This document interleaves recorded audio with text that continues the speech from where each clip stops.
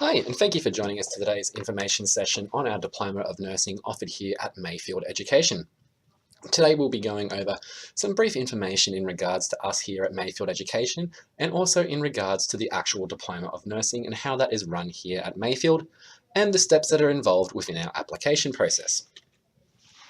So we'll get started with a little bit of information about us here at Mayfield Education. Mayfield Education is Victoria's leading staff education and training centre for the health and community services sector. For over 50 years, Mayfield has provided health training programs, and Mayfield is run by healthcare professionals for healthcare professionals. Our courses and services equip people with the practical, work-related skills needed on their journey to becoming competent healthcare professionals. Here at Mayfield Education, we aim to meet the training and assessment needs of each individual, and as such, we will adjust the learning material and assessments accordingly to match those individual needs. Support is also provided at all points throughout the duration of your time studying with us here at Mayfield to allow each individual to successfully complete their studies. All training and assessment delivered at Mayfield is delivered in relation to the industry standards and regulations, which are updated on a continuous and regular basis. The course coordinators, educators, and assessors all continue to work in their specialised fields and bring the most up-to-date practical knowledge to each classroom and each course. Now, we do have a student information handbook which can be found on our website at www.mayfield.edu.au under the Applicant Information tab. Student Information Handbook contains information covering enrolment, course information, the roles and responsibilities of Mayfield students, as well as how we deliver our training and assessments here at Mayfield. This Student Information Handbook should be read in its entirety before you actually start with us here at Mayfield, before your first orientation day. Here at Mayfield Education, we utilise blended learning. Now, blended learning is a teaching and learning style whereby students are given the freedom to enjoy the traditional methods of education with the flexibility of part-time study, basically 2 days a week in class. Excursions and clinical placement in healthcare facilities and hospitals around Greater Melbourne also forms part of our blended learning approach. Additionally, students will have access to the most recent workbooks, journal articles, and academic papers, which can be accessed online at Mayfield or at home via our learning management system via your own personal computer. So the next question that everyone asks is what the fee structure is. So fees for the nursing course are listed on our website. We have two different fees. We have a funded fee, which means applicants who are upskilling will be eligible for funding under the Skills Victoria Act, which means you do not have a qualification of a diploma or higher at an Australian level. The other one is full fee. So these are students who are ineligible for government funding, which basically means you have an Australian diploma or higher qualification. There is also an addition to the full fee or funded fee, which is basically our materials fee. And this basically covers hard copy and online materials used throughout the duration of your course with us here at Mayfield Education. So in an approach to our blended learning, Mayfield students are expected to have 12 contact hours on campus and an additional 12 plus hours at home per week, which will involve assessment work, exam preparation, and unit study. Clinical placement as part of your course will happen 5 times throughout the life cycle of your course here at Mayfield, and placement will be Monday to Friday and involves shift work to emulate real life work as much as possible. So one of the questions we always get is how to prepare for study, specifically if you haven't studied in a while. Most important thing is to get yourself a diary or organizer and use that diary and organizer to organize blocks of time to actually get some study done and complete your assessments and study for your exams, as well as giving yourself a nice clean space to study that's not littered or cluttered with too much junk and it's going to stress you out. You want a nice clean space to be able to study. You also need to give yourself adequate time to work on and study and planning in advance your roster so that you're best prepared for your class.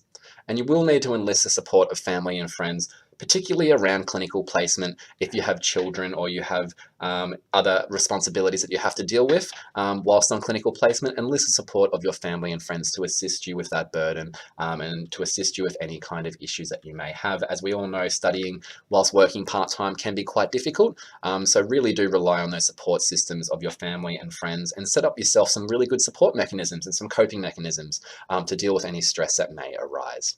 Remember, it's important to reward yourself as well. So if you do get all your assessments completed on time, make sure you do reward yourself for all the hard work that you've put in.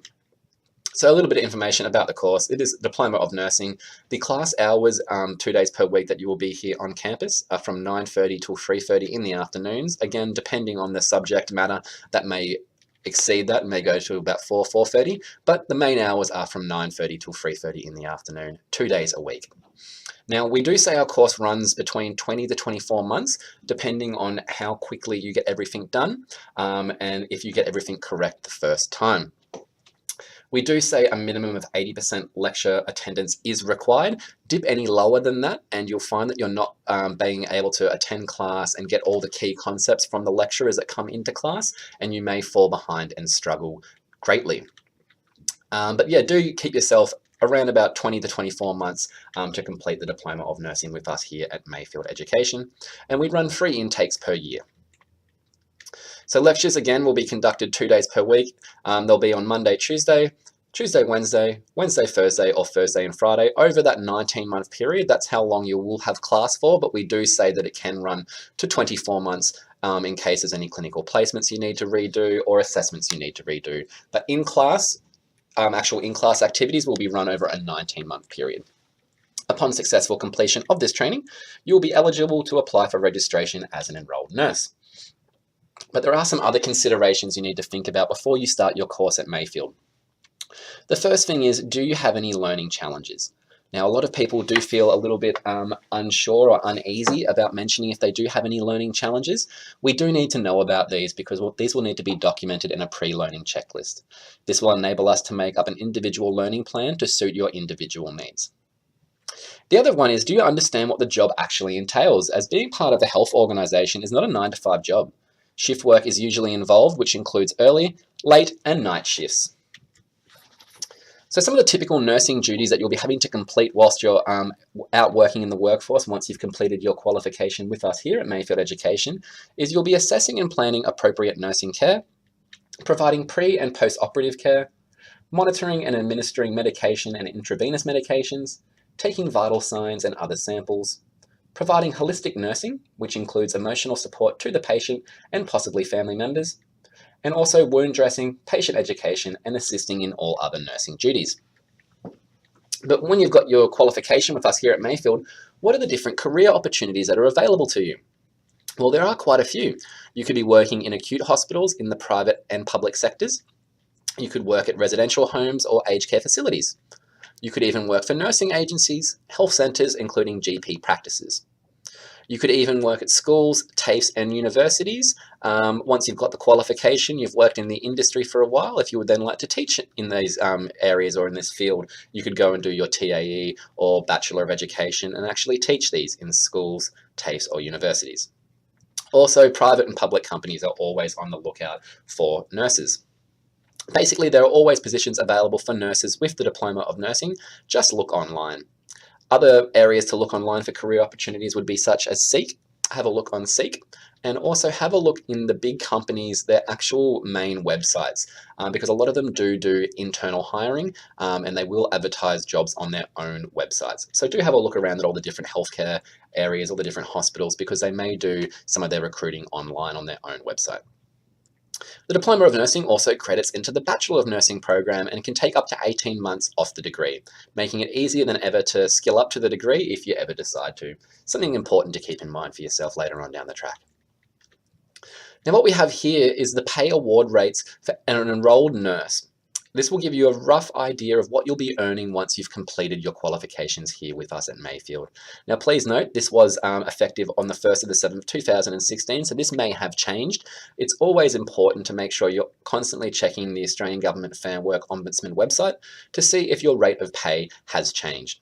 So I'd highly recommend that once you're finished your course with us here at Mayfield Education, you do have a look at the Fair Work website just to make sure that the award rate, you're aware of what the award rate is before you actually go out and start employment. So moving on to assessment now. Here at Mayfield, we utilise a range of methods to assess knowledge so that information can be tested in the classroom and clinical settings to best prepare you for your placement and life after your diploma. So there are a range of different ways we test theoretical knowledge here at Mayfield. We utilise examinations, assignments, presentations, labs and simulations, and e-learning. We also have clinical practice, and this is basically clinical practice in our simulated lab here at Mayfield Education. And clinical practice competency is a pass-fail grade before you're safe to go out on placement. Now, one of the questions we get asked all the time is, what if I fail? Does that mean I won't be able to go out on placement?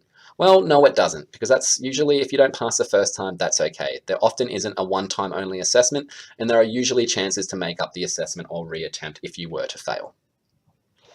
So talking about clinical placement is part of your Diploma of Nursing, and you will have to go out 5 different times for 2-week periods to complete all the placement requirements for this diploma.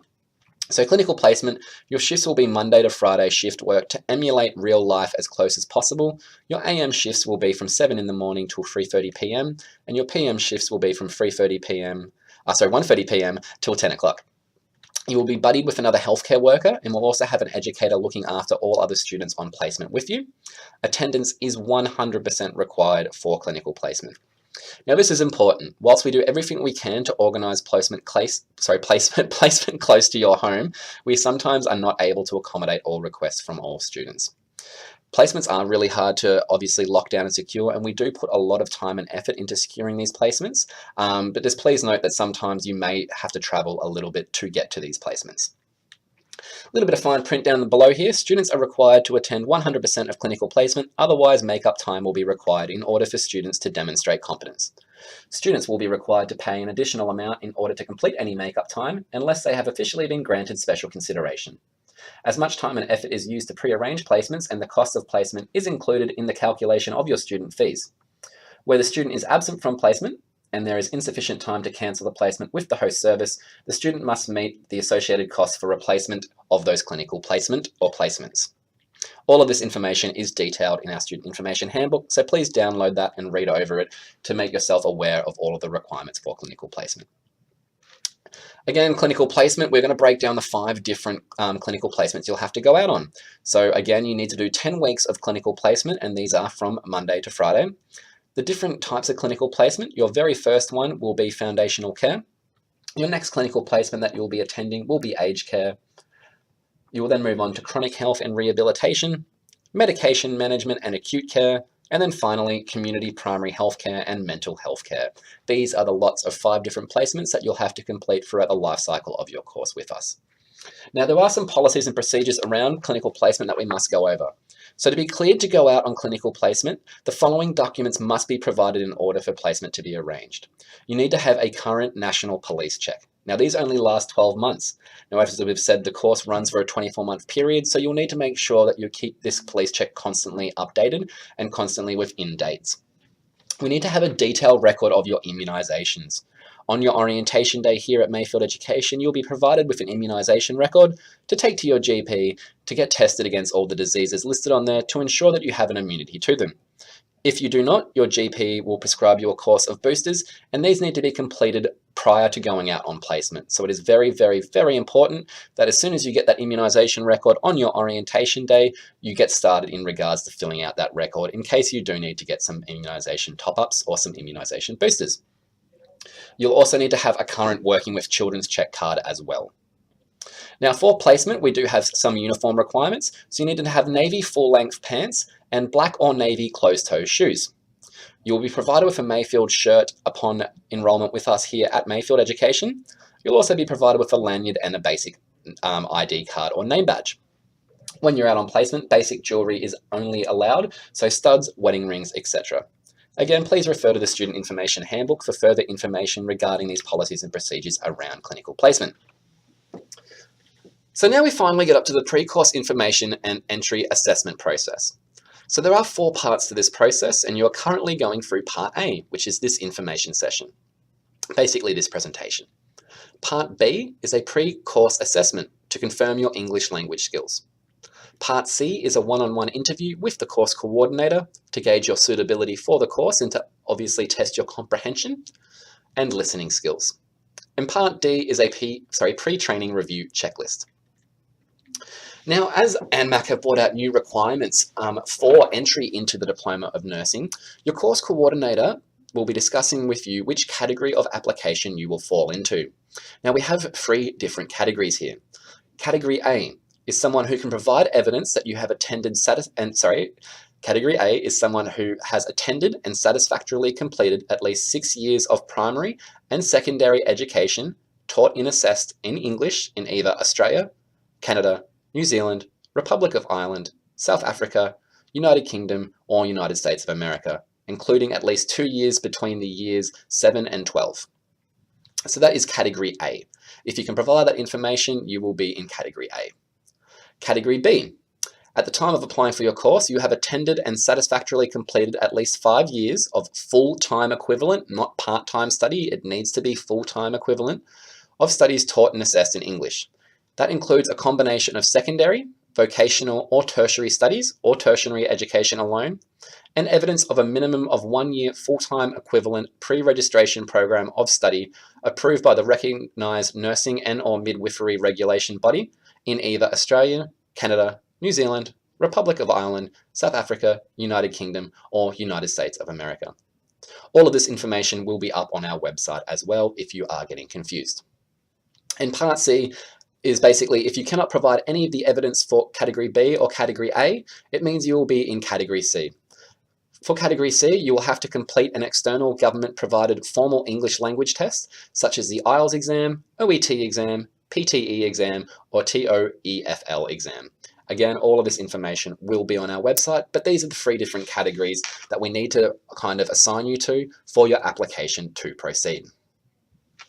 So if you fall into categories A or B, as mentioned in the previous slide, you will be asked to provide proof of your study with original or authorized copies of documents, including certificates, transcripts, and results, reports, etc.